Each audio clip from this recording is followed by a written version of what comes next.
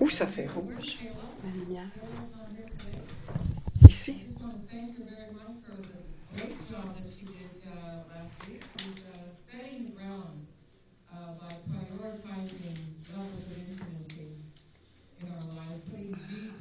Merci à Kayla d'avoir mis les bases des limites saines la semaine dernière. Alors aujourd'hui, je vais parler de comment établir des limites saines de manière divine. Numéro 1, Dieu a établi les limites en créant un monde et un jardin pour l'humanité. Mais il nous a donné un jardin et nous devons voir à ce jardin. Le Seigneur Dieu prit l'homme et l'établit dans le jardin d'Éden pour le cultiver et le garder.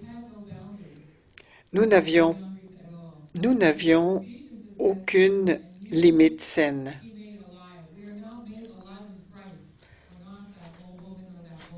Quant à vous, vous étiez mort du fait de vos fautes des péchés auxquels vous vous adonniez autrefois sous l'empire de ce monde.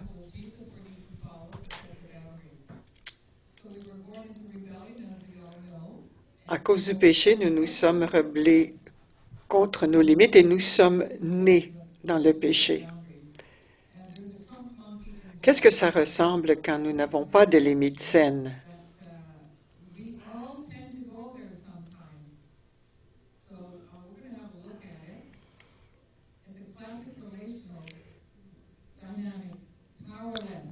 Je vais vous montrer un exemple que j'ai vu dans une annonce qui démontre l'exemple d'une relation sans puissance où les gens sont ballottés s'ils ne restent pas focusés. Alors, on va voir l'annonce.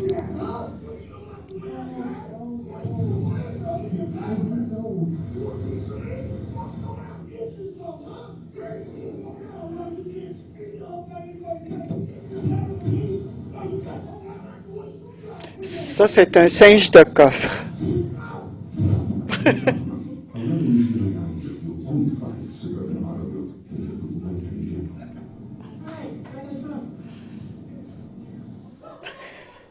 On a vu un exemple d'un singe qui a Un singe de coffre. un singe qui était caché dans le coffre d'une voiture contre un cas de rage au volant.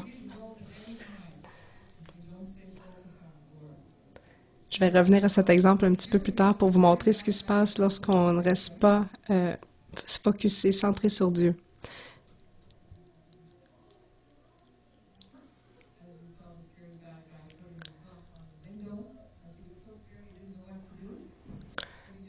Alors, il y avait l'homme enragé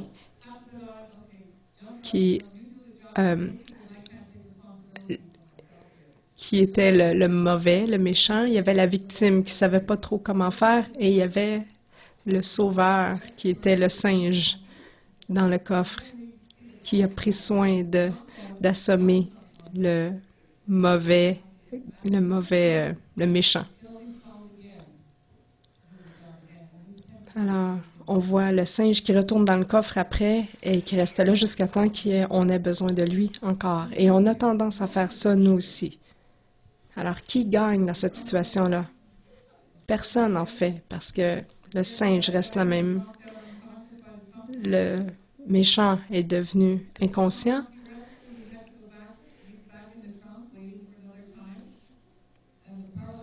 Et il y a la victime impuissante qui reste là traumatisée. Proverbe 25-28, une personne qui ne domine pas sa colère est comme une ville ouverte sans mur de défense.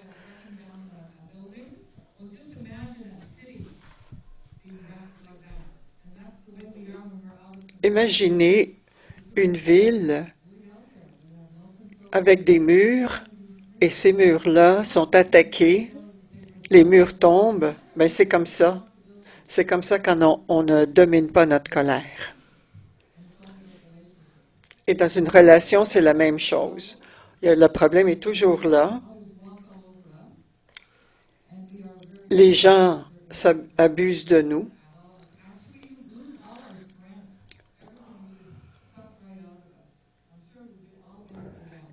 et on perd notre force intérieure. Et nous avons le pouvoir parce que le Christ nous le donne. Parfois, on ne réalise pas qui est assez fort pour nous aider, c'est Jésus. Alors, quels sont les avantages d'assumer la responsabilité? C'est la paix que je vous laisse. Dieu nous dit dans Jean 14, 27, « C'est ma paix que je vous donne. Je ne vous la donne pas à la manière du monde. Ne soyez pas inquiètes, ne soyez pas effrayés. » Dieu nous le dit aujourd'hui. On doit donc être en paix parce que Jésus-Christ habite en nous de façon permanente.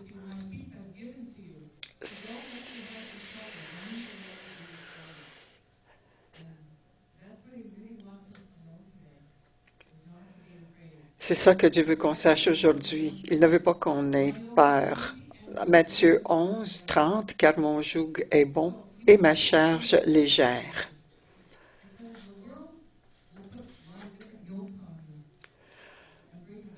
Le monde va imposer des jougs sur toi.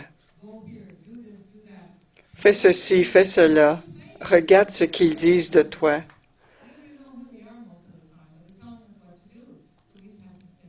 Alors, il faut rester focusé sur Jésus. Alors, qu'est-ce qu'on doit faire?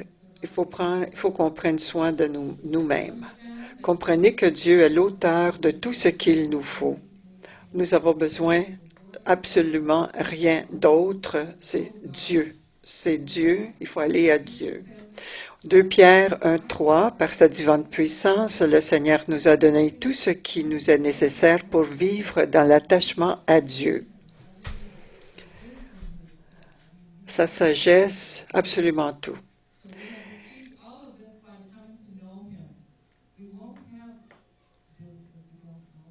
Si on ne le connaît pas, nous n'aurons pas la sagesse de Dieu. Ça ne vient que par le biais de Dieu. Numéro 2,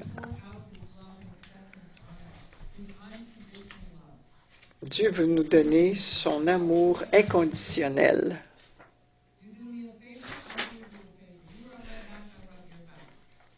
Apprenez à recevoir, respecter la valeur que Dieu met sur notre vie.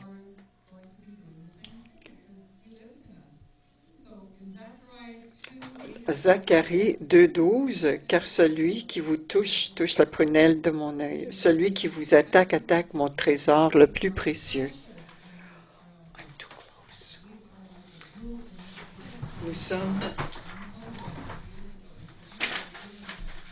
Vous êtes comme un joyau dans ma couronne.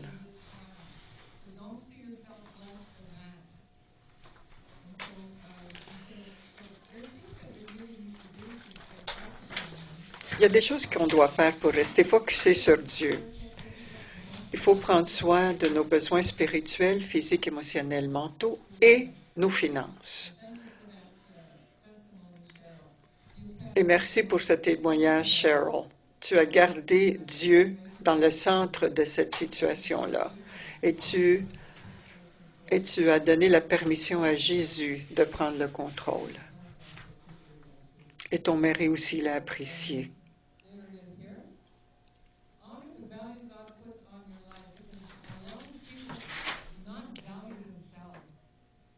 Apprenez à recevoir et respecter la valeur que Dieu met sur votre vie.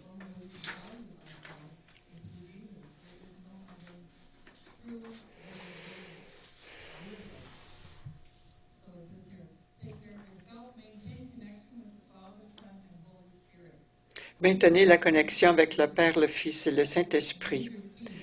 Ne soyez pas implacables envers les autres.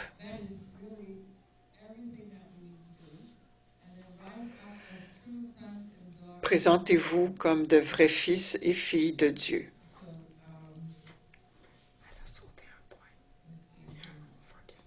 Je pense que oui. 2 Timothée 2,15, tâche de te présenter à Dieu comme un homme solide, un ouvrier qui peut être content de son travail et qui annonce correctement la vraie parole de Dieu. Dieu est déjà content de nous. On n'a pas besoin de prouver quoi que ce soit pour lui. Plus que vous recevez son amour, plus que vous allez vous valoriser. Restez dans la parole. Plus vous restez dans la parole, plus vous serez comme Dieu.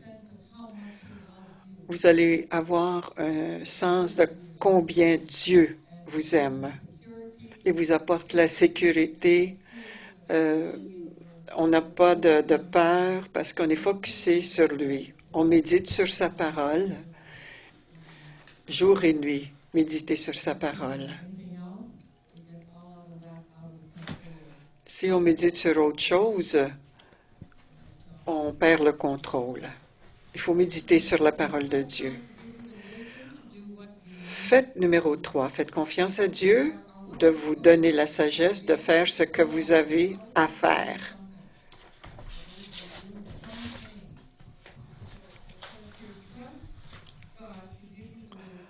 De tout ton cœur, dans Proverbes 3, 5 et 6, de tout ton cœur, mets ta confiance dans le Seigneur.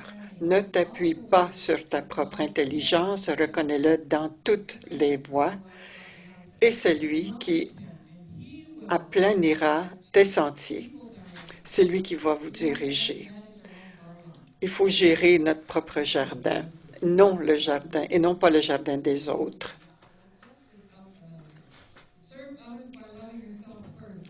Il faut servir les autres en prenant soin de nous-mêmes avant tout.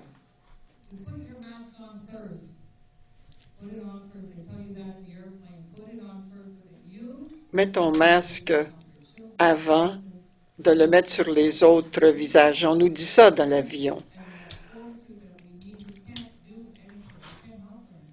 On ne peut pas aider les autres si on n'a pas le masque.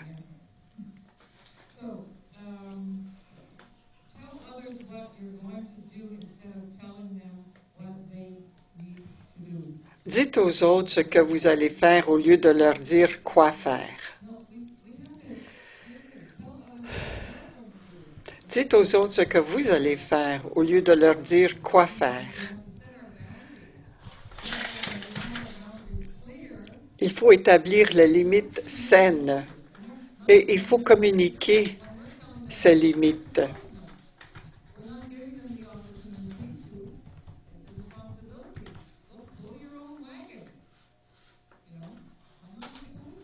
Prends tes responsabilités. C'est pas moi qui va prendre tes responsabilités. C'est ça mes limites. Il faut enseigner nos enfants à tirer leur propre wagon. Brouette.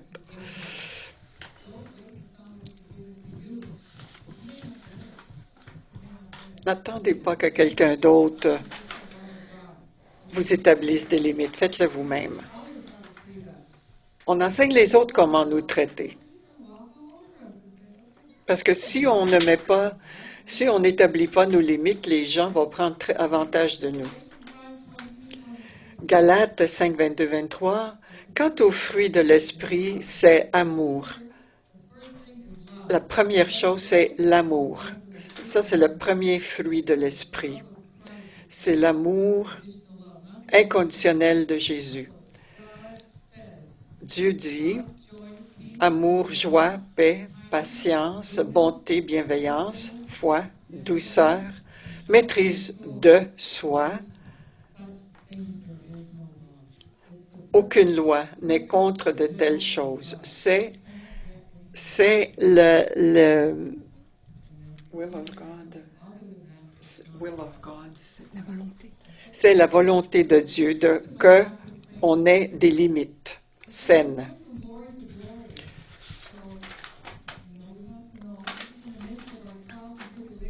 C'est bon ça. Nous allons de gloire en gloire, même au milieu de nos épreuves, des choses difficiles qu'on vit. Même si on ne le remarque pas ou on ne le sent pas, plus tard, on va pouvoir voir ce qu'on a traversé et où Dieu nous a amenés. Galates 5.1 dit, c'est pour la liberté que le Christ nous a libérés. Tenez donc ferme et Ne vous remettez pas sous le joug de l'esclavage. Le monde dit faites-le comme ci, faites-le comme ça, ou on le fait comme ci, ou on le fait comme ça, ou allons par là-bas. C'est pas là. Nous, on n'est pas là. Nous, dans le royaume de Dieu, nous allons de gloire en gloire.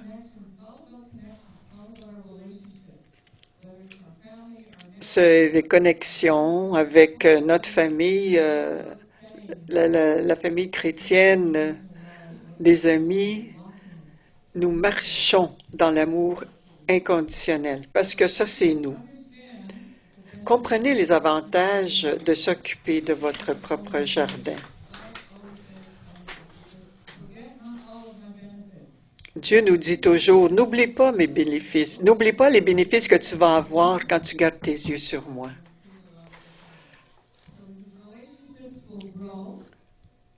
Les relations vont grandir. Alors, on peut donner des ressources, partager les ressources avec les autres.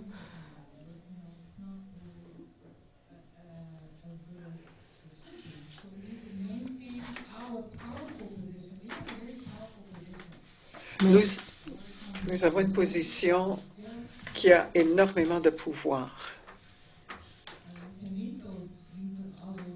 Et nous pouvons rencontrer les besoins des autres avec l'amour de Dieu. Il faut faire attention à la codépendance. On n'établit pas nos limites saines. Si on n'établit pas nos limites saines, les autres sont mêlés aussi. Ils ne savent pas comment agir avec nous. C'est faire face aux défis spécifiques. Et parfois, nous avons des défis spécifiques.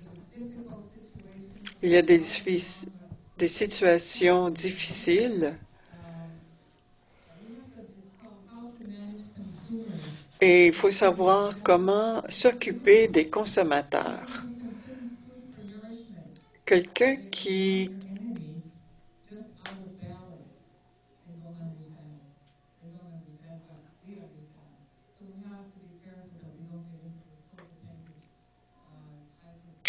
il ne faut pas rentrer dans des relations de codépendance. Il faut établir ses limites.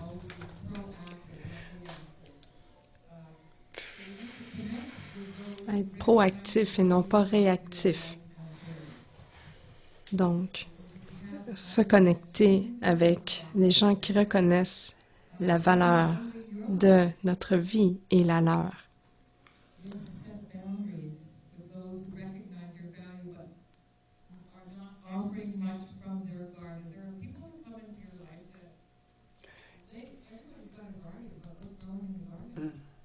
Il faut fixer des limites avec ceux qui reconnaissent votre valeur, mais offrent peu de leur jardin.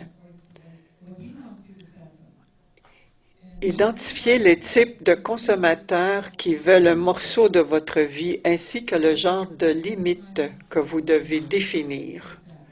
Dieu va vous montrer les limites que vous devez établir avec chaque type de relation et chaque type de personne. Alors, il faut protéger la valeur de ce qui se trouve dans votre jardin.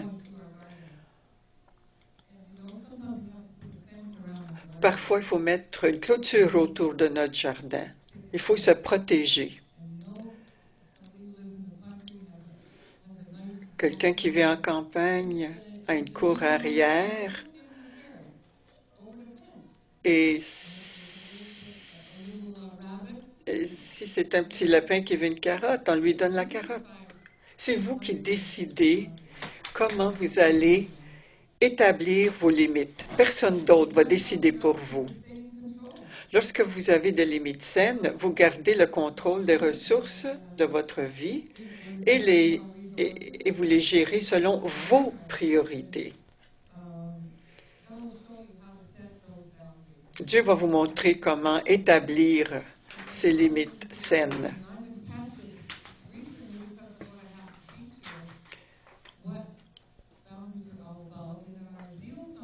J'ai été mise à l'épreuve avec le message que je vous apporte ce matin.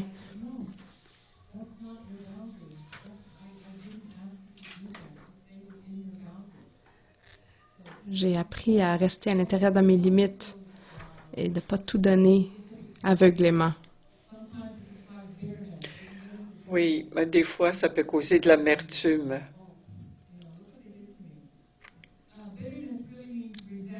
Un autre défi qu'on peut vivre lorsqu'on établit des limites, c'est l'amertume.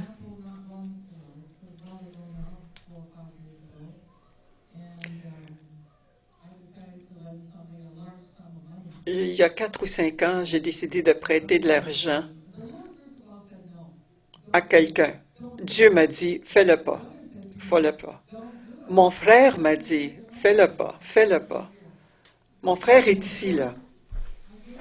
Et j'ai pas écouté, et quand j'ai donné le chèque, j'ai réalisé que je n'aurais pas dû le faire.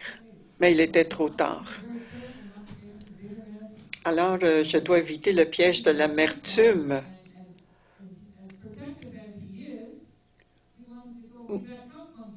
Mon frère voulait me protéger, mais il voulait être le singe de coffre pour moi. Mais moi, j'ai dit, écoute, laisse faire, laisse tomber. Laisse tomber.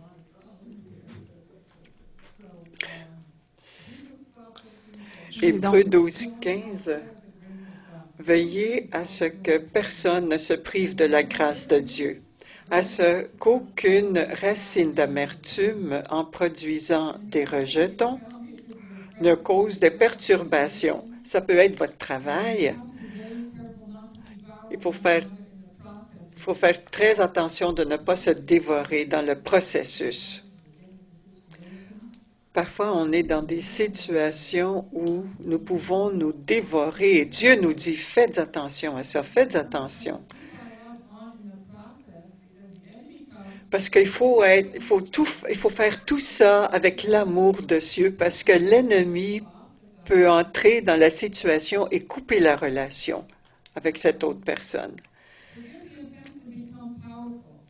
Pardonnez l'offense et devenez puissant. Évitez d'adopter une mentalité de victime en vous permettant d'être dévalué. Ah, c'est comme j'ai été stupide. Ça, c'est me dévaluer. J'ai fait quelque chose de stupide, mais je ne suis pas stupide.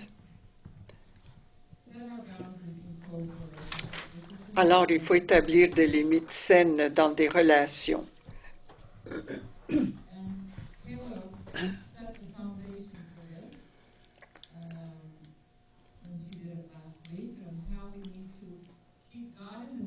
Il faut garder Dieu dans le centre de notre vie, de nos relations et utiliser Jésus comme notre exemple.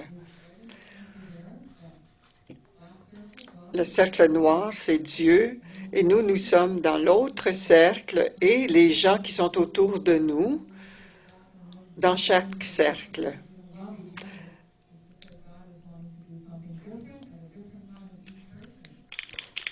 Dieu veut faire quelque chose de différent à différents moments pour chaque personne. Alors, maintenez l'entièreté de votre jardin. La productivité de votre jardin, fécondité. Matthieu 16, 23, mais Jésus se retourne et il dit à Pierre, « Va-t'en, passe derrière moi, Satan. »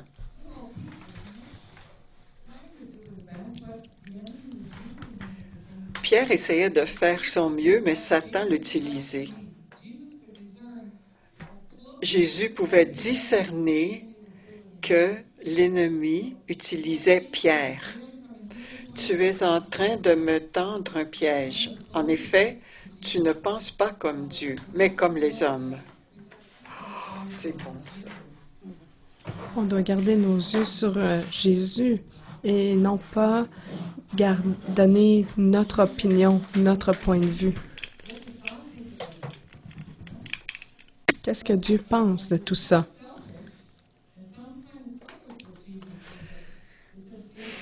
Ça peut avoir l'air égoïste ce que Jésus a fait, mais pour accomplir son destin, c'est ce qu'il devait faire. Je me rappelle 2005. au collège biblique, il y a un ami très proche de moi qui m'a dit, t'as pas besoin d'aller au collège biblique. C'est quoi qui va pas? Tu lis la Bible, tu vas à l'église. Et j'ai commencé à rire. J'ai dit, ah oui? Devine quoi? Tu fais juste m'encourager à y aller, même si tu penses que je devrais pas y aller, parce que son intention, c'était pas de m'arrêter, mais l'ennemi peut utiliser n'importe qui dans une manière très subtile. Alors, j'ai vraiment ri parce que j'étais très encouragée. J'étais même encore plus résolue à aller au collège biblique. Il faut définir nos priorités et choisir en fonction de la volonté de Dieu, non pas la volonté de l'homme. Tout le monde veut donner son opinion, mais qu'est-ce que Dieu a à dire? Ça peut être une bonne idée, mais est-ce que c'est l'idée de Dieu? C'est pour ça que Dieu veut toujours qu'on vienne à lui pour nos décisions. Mais les gens veulent notre bien, ça c'est sûr, mais ce n'est pas la volonté de Dieu, pas tout le temps. C'est ce que Dieu veut pour moi. Il faut garder Dieu dans le centre de notre vie. Et ne permettez pas les autres de prendre cette position. Ne permettez pas les autres de vous mettre à la place de Dieu.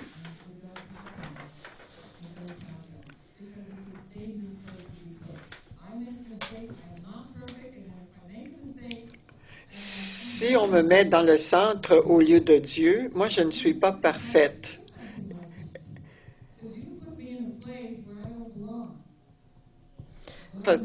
Si quelqu'un vous met à la place de Dieu dans le centre de sa vie, il y a un risque de déception parce qu'on n'est pas parfait.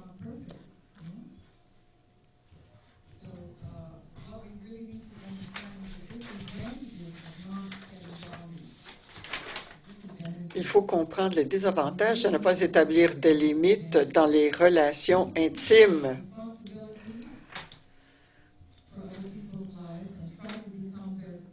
Les personnes qui veulent prendre la responsabilité de la vie des autres et veulent devenir le singe de coffre ne montrent pas de l'amour inconditionnel. Vous devenez un singe de coffre à chaque fois qu'ils en ont besoin. Vous ne donnez pas la chance à cette personne de devenir une personne plus forte. Et la codépendance peut entrer là-dedans. Je vais travailler beaucoup plus fort sur ton problème. Laisse-moi prendre contrôle de ta vie.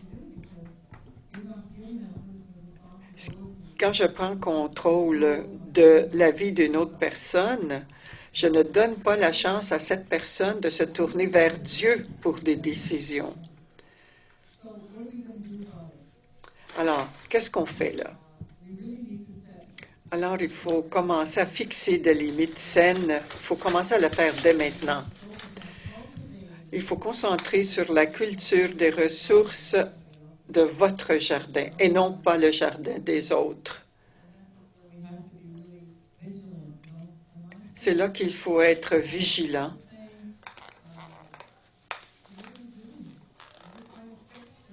Qu'est-ce qu'on est en train de faire? Est-ce qu'on est en train Est-ce qu'on est en train d'arranger la vie de quelqu'un d'autre? Il faut diriger vos ressources vers des relations saines qui sont mutuellement bénéfiques, qui vont bénéficier les deux personnes, vous et l'autre personne. dites aux autres personnes ce que vous allez faire et non pas ce qu'ils doivent faire. C'est ça que Dieu veut que je fasse, mais ne pas dire aux autres quoi faire. Parce que on va contrôler leur vie et ça ne les aide pas parce que ça les empêche d'aller vers Dieu pour une décision. Dans le mariage, c'est là qu'on doit faire attention parce que même si les deux deviennent un, il faut absolument fixer des limites saines.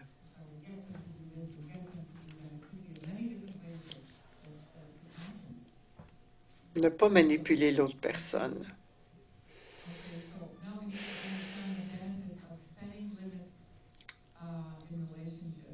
Maintenant,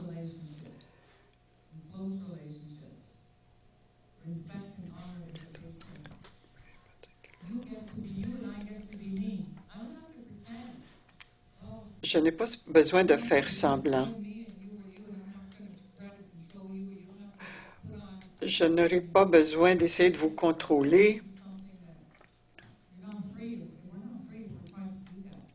On n'est pas libre. On n'est pas libre si on essaie de faire ça. Alors voici des suggestions pour maintenir des limites saines. Pratiquer le modèle de Dieu.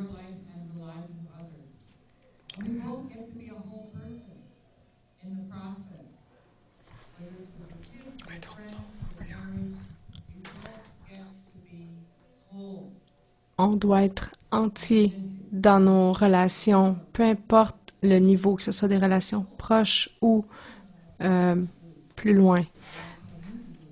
Alors, prendre responsabilité, regarder ce que Dieu ce que Dieu dit de ça. Choisissez de contrôler vous-même, seulement vous-même et personne d'autre.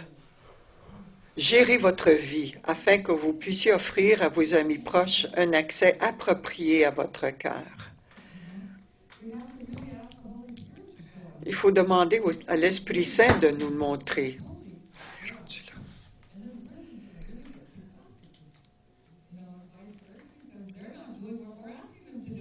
Alors, quand on ne fait pas ce que l'autre personne veuille que nous fassions, ils ne sont pas contents avec nous. Alors, il faut dire à l'autre personne ce que nous allons faire et non pas leur dire ce qu'ils doivent faire. Ça me garde forte et focusée sur Dieu.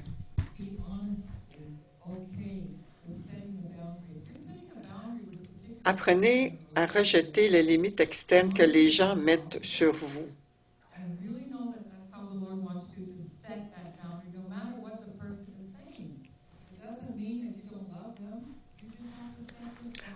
Alors, il faut fixer des limites dans la relation. Vous les aimez, mais il faut toujours fixer des limites saines. Peu importe ce que les gens veulent ou vous disent.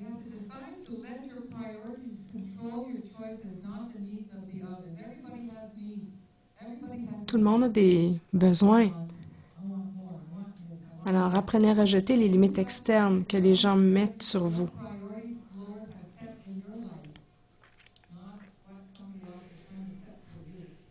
Mettez les priorités sur votre vie, celles que vous décidez, non pas celles que les autres décident pour vous.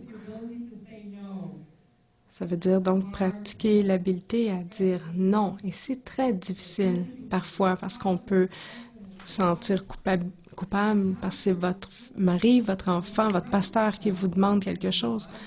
Alors nous devons pratiquer, mais évidemment de la manière de Dieu.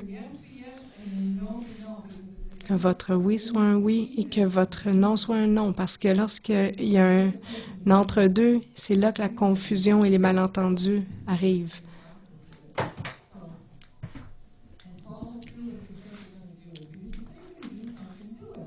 Si vous dites que vous allez faire quelque chose, faites-le. Faites le suivi. Même dans une situation d'urgence, si vous dites que vous allez faire quelque chose, faites-le.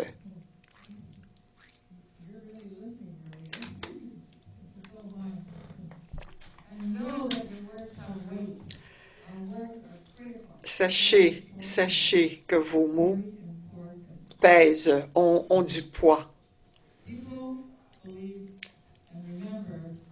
Les gens croient et se souviennent non pas seulement ce que vos paroles disent, mais vos actions. C'est vos actions qui parlent fort. On peut parler.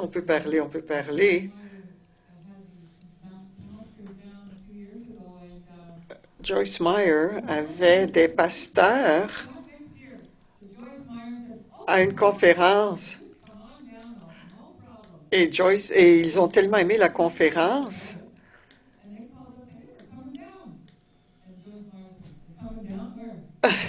Il avait une conférence avec des pasteurs. Les pasteurs ont tellement aimé leur bon temps ensemble. Ils ont dit, on revient l'année prochaine. Elle a dit, parfait, revenez l'année prochaine. L'année suivante, elle a oublié, mais les pasteurs se sont souvenus. Ils l'ont appelé et ont dit, bon, ben, on s'en vient. Ça dit, où vous allez? Ben, on s'en vient vous voir.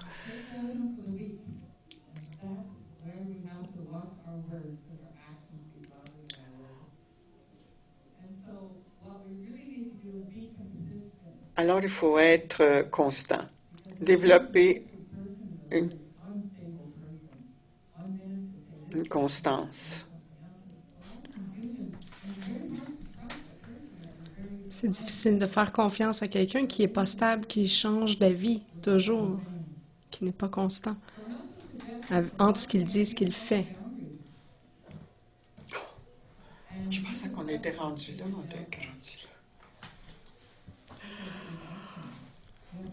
Alors, j'ai des suggestions pour maintenir plus facilement des limites saines. Une des premières serait de pratiquer, de mettre en pratique le modèle que Jésus nous a donné.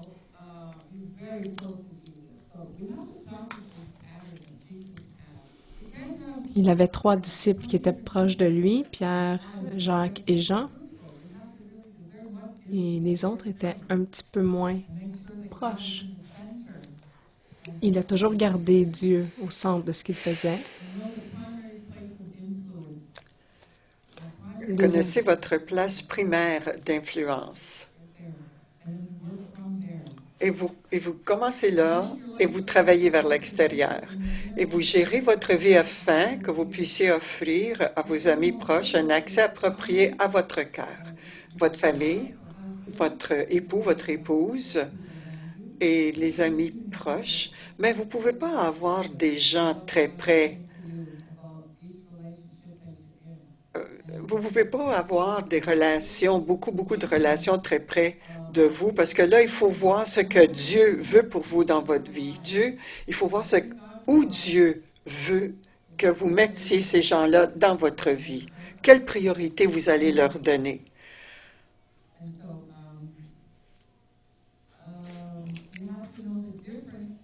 Apprenez à rejeter les limites externes que les gens mettent sur vous. C'est vous qui vous décidez les limites saines. Il faut savoir la différence. Est-ce que c'est quelqu'un qui l'a choisi pour vous? Ben non, c'est vous qui vous choisissez vos limites. Et il faut s'assurer que ce soit vraiment la façon de Dieu. C'est ce que Dieu veut pour vous. Proverbe 29-25, celui qui a peur des autres est pris dans un piège, mais celui qui met sa confiance dans le Seigneur est en sécurité. Ça veut dire qu'on est stable, on a la paix, on a tout ce qu'il faut, et tout ça, ça vient de Dieu. Si on le fait la façon de l'homme, il y a de la peur. Alors la conclusion,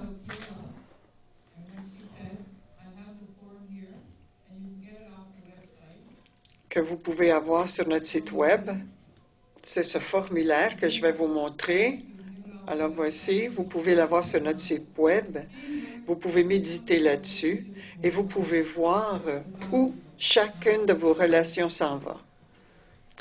La façon de Dieu et non la façon de l'homme. Peut-être que vous avez laissé les autres fixer vos limites. C'est une possibilité. Peut-être vous avez fait pris des décisions émotionnelles au lieu de prendre la décision de Dieu.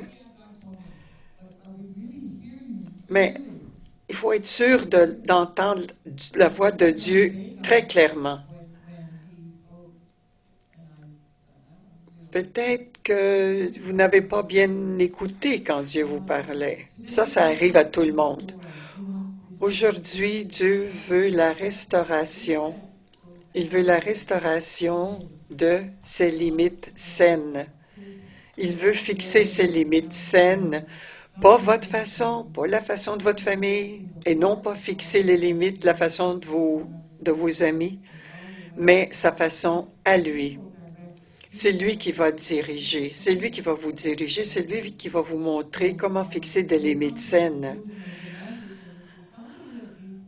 Alors, s'il y a quelqu'un qui a besoin de prière pour savoir comment établir des limites saines dans ses relations, parce qu'il y a des relations où il y a plus de défis que d'autres. Il y a des situations, des fois, qui sont pas confortables, soit dans votre mariage avec des amis. Dieu veut nous montrer sa façon à lui, la meilleure façon de fixer des limites saines. Alors, si vous avez besoin de prière pour ça, pour savoir comment fixer vos limites, venez, on va prier pour vous. Vous allez, apprenez comment écouter la vraie voix de Dieu. Ça ne veut pas dire qu'on n'a pas des émotions. On a des émotions. Dieu nous a créés avec des émotions. Dans les émotions, et je prie maintenant, Père Dieu, que nous avons des oreilles pour t'écouter ce qui a été dit aujourd'hui, qu'on va focusser sur toi aujourd'hui et qu'on te mette dans le centre et d'utiliser ton Fils Jésus-Christ comme exemple de ce que tu veux nous montrer aujourd'hui et de méditer sur son message critique à ce temps. Envoie ton Esprit Saint pour nous montrer toutes les relations dans lesquelles nous sommes et de fixer des limites saines dans ces relations. Et si, Seigneur, on ne fait pas ce que tu nous dis de faire, ramène-nous dans le droit chemin. Merci pour le sang de Jésus, et je couvre tout le monde avec le sang de Jésus, et nous allons dans cette paix.